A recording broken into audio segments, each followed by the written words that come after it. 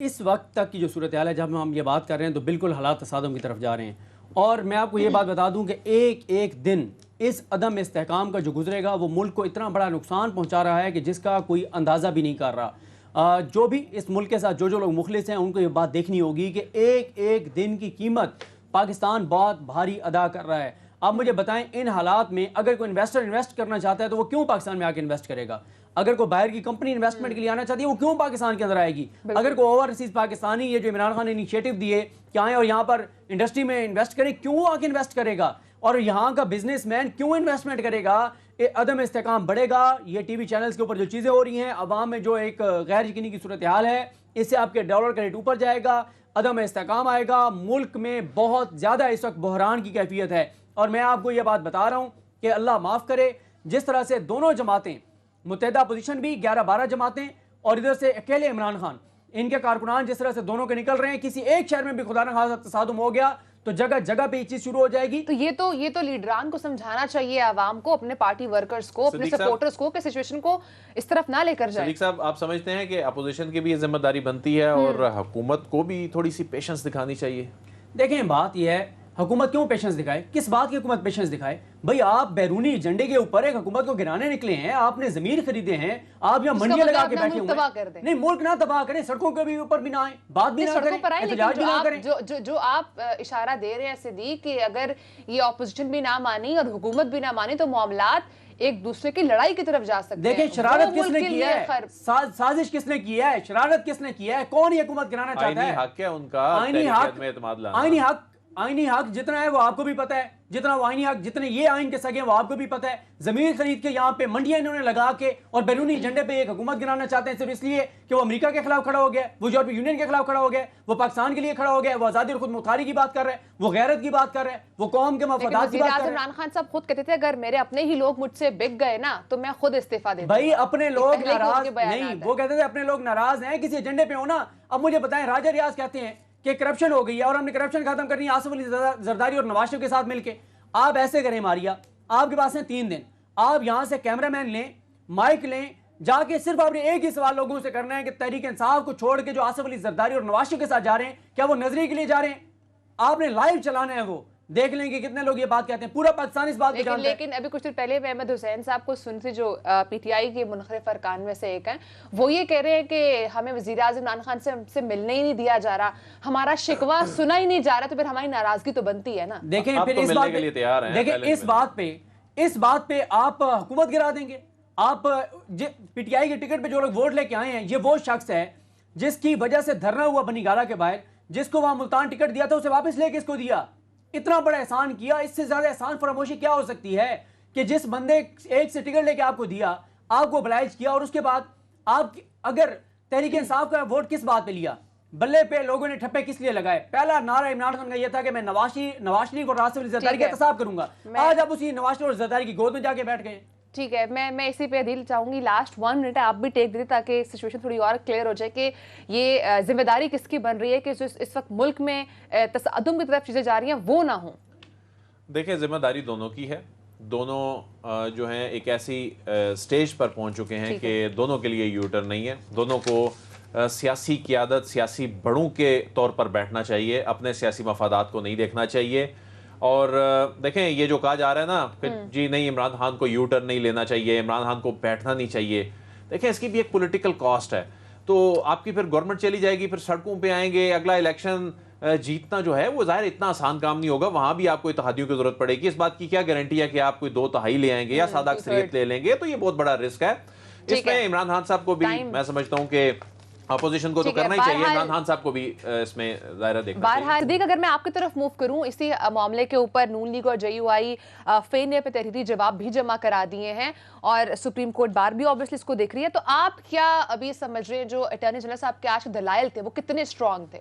देखिए, attorney general Pakistan Khalid Javed Khan साहब ये कहना चाहिए कि आज उन्होंने ज़बरदस्त दलाइल दिए, ज़बरदस्त उन्होंने अपना केस लड़ा और वो अदालत के कह रहे हैं कि ये सिर्फ हमारा मसला नहीं है, ये पाकिस्तान का सवाल है, ये पाकिस्तान के मुस्तकबिल का सवाल है। और अटॉर्नी जनरल पाकिस्तान ने वो सवालात उठाए जिन सवालात पर जजेस ने बहुत से सवालात पर उनके साथ इत्तफाक किया।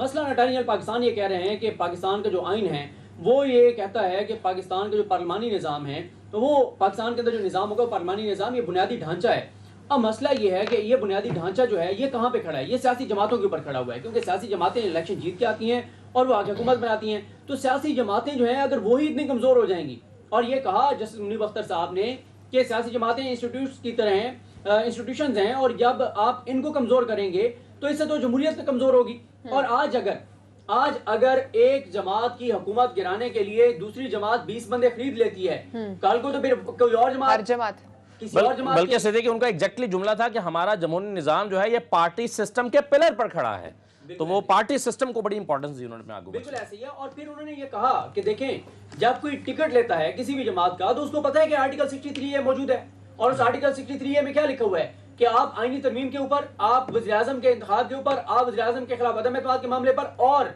आप जो है वो बजट के मामले पर आप अपनी पार्टी के मौक़िफ़ के साथ खड़े होंगे, आप इसके खिलाफ नहीं जा सकते। और अटॉर्नी जनरल पाकिस्तान ने बहुत इंपॉर्टेंट बात की। अटॉर्नी जनरल पाकिस्तान ये कहते हैं कि भाई अगर किसी को ज्यादा उसका ज़मीर तंग कर रहा है तो उसका एक आसान तरीका है, ऑनरेबल तरीका है कि वो मुस्ताफी हो, अवाम में जाए, दोबारा जीत कर आए। और अटॉर्नी जनरल पाकिस्तान ने कहा कि ये कैसे, आप देखें ये कैसे हो सकता है कि एक शख्स इमरान खान के नाम पर, तहरीक इंसाफ के निशान पर वोट लेकर आया है, और अब वो कहता है कि मैंने इमरान खान की हुकूमत गिराने के लिए इस्तेमाल होना है, मैंने इमरान खान की हुकूमत गिराने के लिए मुखालिफिन के साथ खड़े होने हैं। उन्होंने कहा कि वो फिर मिसाल आई कि एक शिप है, वो उस शिप को डुबोने के लिए जो है वो उससे उतर रहा है। उन्होंने कहा नहीं, वो ना सिर्फ ये कह रहा है कि मैं इस शिप से दूसरे शिप में जा रहा हूँ, क्योंकि बल्कि ये बात हुई थी कि उन्होंने कहा था कि एक शिप से उतर के वो दूसरे में जा रहा है। उन्होंने कहा सिर्फ ये नहीं है कि वो दूसरे शिप में जा रहा है, वो कह रहा है मैं उसमें जाऊंगा और इसको डुबाऊंगा। और फिर वो इंपॉर्टेंट मामला है कि वोट का क्या होगा, इस पर बहुत इंपॉर्टेंट बात की अटॉर्नी जनरल पाकिस्तान ने। उन्होंने कहा कि देखें एक शख्स फायर करता है, फायर जब वो शख्स करता है तो फायर तो उसने कर दिया, उसको तो आप सजा देंगे ही देंगे ना कि इसने फायर कर दिया। आगे वो फायर कहां जाके लगा है, किसको जाके लगा है, क्या हुआ है, वो अलग मामला है। कहना वो ये चाहते हैं कि एक शख्स वोट अगर डाल देता है और उसका वोट काउंट करना है या नहीं करना ये तय करेगा स्पीकर, ये इस्तेहकाक है, इख्तियार है स्पीकर का। लेकिन उसने क्योंकि डिफेक्शन कर दिया है तो उसको आप सजा जरूर देंगे। और उन्होंने बहुत ज्यादा इसके ऊपर बात की। उन्होंने कहा कि, और ये बात इमरान खान साहब ने कल भी कही थी। देखिए इमरान खान साहब का एक पॉइंट बहुत इंपॉर्टेंट है जो कल उन्होंने हमारे साथ मुलाकात में कही थी कि अगर किसी भी बैरूनी कुव्वत ने किसी भी हमारे जैसे मुल्क के अंदर अगर उसकी हुकूमत गिरानी है और उसको 20 लोगों को खरीद के हुकूमत वो गिरा सकता है तो उसको क्या जरूरत है, इराक में जो उसने सद्दाम को निकालने के लिए किया उसको क्या जरूरत है इतनी बड़ी जंग करने की। और दूसरी बात यह है कि इमरान खान साहब जो है वो इस पॉइंट के ऊपर एक आजाद खारजा पॉलिसी है और एक सुपर पावर के खिलाफ है पाकिस्तान की पॉलिसी, तो वो यहाँ पे आगे इस वक्त दो सिचुएशंस हैं। एक तरफ सुप्रीम कोर्ट जहां पर पार्टी लाइन को या पार्टीशिप को बहुत ज्यादा प्रमोट करी है, उनके बारे में कहा जा रहा है कि that's the most strong pillar, और दूसरी तरफ अब बहस ये भी है कि जो अरकीन है उनका वोट काउंट हो सकेगा, वो इंडिविजुअली वोट कर सकते हैं कि नहीं कर सकते। तो ये दो इस वक्त मुख्तलिफ सिचुएशंस हैं जिनके ऊपर अभी सुप्रीम कोर्ट में बहस चल रही है। जी बिल्कुल ऐसे ही है। और अब इसका जो नतीजा होगा वो क्योंकि आज ये पूछा उमर रज़ा बंदियाल साहब चीफ जस्टिस पाकिस्तान ने कि ये बताएं कि क्या आप चाहते हैं कि ये अर्जेंट है और ये वोटिंग से पहले इसके ऊपर होना चाहिए। उन्होंने कहा जी बिल्कुल ही अर्जेंट है, उससे पहले होना चाहिए। दोनों पार्टियों ने इत्तेफाक किया, इसलिए कल उमर रज़ा बंदियाल साहब ने समाअत रखी है जुमे के बाद। हालांकि जुमे वाले दिन कल एक जज साहब काजी अमीन साहब रिटायर हो रहे हैं, उनका रेफरेंस भी है, उसके बावजूद जुमे के बाद रखा है। और हम ये देख रहे हैं कि उमर रज़ा बंदियाल साहब जो हैं वो जितनी तेजी के साथ मुकदमात को निपटा रहे हैं और जो लार्जर बेंच बन रहे हैं वो 1 बजे के बाद बनते हैं। जजेस 1 बजे के बाद बैठ के 3 बजे 4 बजे तक केसेस सुनते हैं, ताकि जो आम साइलिन हैं जो सबसे ज्यादा सुप्रीम कोर्ट इस वक्त उनको तरजीह दे रही है कि जो इतने दूर दराज से आते हैं, ताकि उनके केसेस जो है वो डिले ना हो। और अगर आप उमर रज़ा बंदियाल साहब जब से आए हैं अगर आप देखें तो बड़ी तेजी से वो जो है वो केसेस को निपटा रहे हैं, केसेस सुन रहे हैं। और सबसे अच्छी बात यह है नेक्स्ट वीक कोशिश करेंगे, क्योंकि पोलिटिकल इतनी ज्यादा चीजें चल रही हैं कि ना सिर्फ ये कि मुकदमात तेजी से निपटाए जा रहे हैं, बल्कि जिस तरह से उमर रज़ा बंदियाल साहब अदालती इस्लाहात के हवाले से, रिफॉर्म्स के हवाले से अपने जो साइलिन की आसानी के लिए चीजें कर रहे हैं वो भी खासी खुशाइंद है और यही चीज थी जिसकी जरूरत थी। ठीक है असद, मैं आपकी तरफ मूव करूंगी। तमाम अभी जो मामला चल रहा है सुप्रीम कोर्ट में, चूंकि आप इसको बहुत डीपली और बहुत क्लोजली देख रहे हैं, सो अभी आपको क्या लग रहा है? एक तरफ तो ये मामला उन तमाम मुनखरिफ अरकान के लिए चल रहा है, लेकिन इत्तेहादी भी यहाँ पे बहुत मैटर कर रहे हैं। सो ये केस अगर रिजॉल्व हो भी जाता है तो इसका इम्पैक्ट क्या पड़ेगा तहरीक अदम एतमाद पर, या इत्तेहादी फिर भी मैटर कर रहे होंगे? देखिए ये जो केस है ये इत्तेहादियों से मुतल्लिक तो है नहीं, ये जाहिर है अपनी ही पार्टी के लोगों से मुतल्लिक है जो पार्टी के टिकट पर जीते और पार्टी के साथ अब बेवफाई कर रहे हैं, या उन्होंने वफादारी का हल्फ उठाया था और अब वफादारी नहीं कर रहे, या 63A की खिलाफ वर्जी कर रहे हैं, तो ये केस उन्हीं से मुतल्लिक है। अगर वो अपोजिशन के नंबर इत्तेहादियों को साथ मिलाकर होते हैं तो ये तो हुकूमत खुद कहती है कि इत्तेहादियों के आइन का आर्टिकल 63 जो है वो इत्तेहादियों पे लागू नहीं होता, इत्तेहादियों के जरिए से अगर हुकूमत गिरती है तो वो गिर जाएगी। लेकिन 2-3 चीज़ें मैं अभी और देख रहा था जो इंपॉर्टेंट आज आर्गूमेंट्स हुए हैं।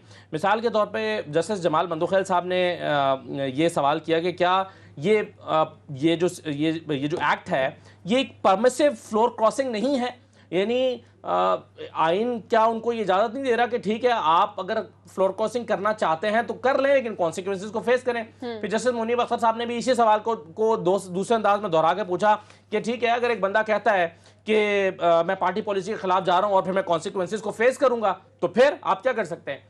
तो उस पर अटॉर्नी जनरल ने कहा कि एग्जैक्टली यही हम कह रहे हैं कि वो कॉन्सिक्वेंसेस क्या होंगे, यही तशरीह करनी है अदालत ने कि उसकी जो डिफेक्शन है फिर उसके बाद नाअहली है वो ताहयात है या नहीं होगी।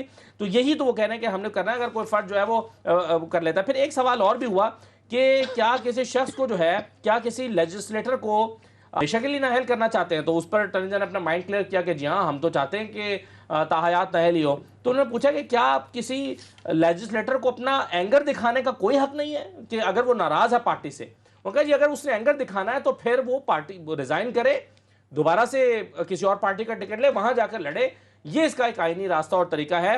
तो यहाँ लेकिन यहाँ पर एक ये क्वेश्चन भी तो हो सकता है ना असद के अगर वो जो भी रुकन है अगर उसका प्रॉब्लम ही रिजॉल्व नहीं होगा तो उसका क्या सोल्यूशन यही है कि वो पार्टी से रिजाइन करे, किसी और पार्टी का हिस्सा हो जाए। एग्जैक्टली अटॉर्नी जनरल के मुताबिक तो यही है कि अगर आप अपनी पार्टी से नाराज हैं और आप समझते हैं कि आप जैसे आप जनरली जो मुनहरिफ अरकान है वो क्या कह रहे हैं, वो कह रहे हैं हमारे काम नहीं हुए, हम हल्कों के लिए पैसे मांगते रहे, तकियाती बजट मांगते रहे, हम लोगों आवाम की भलाई के लिए कहते रहे, लेकिन हमारे काम नहीं हुए।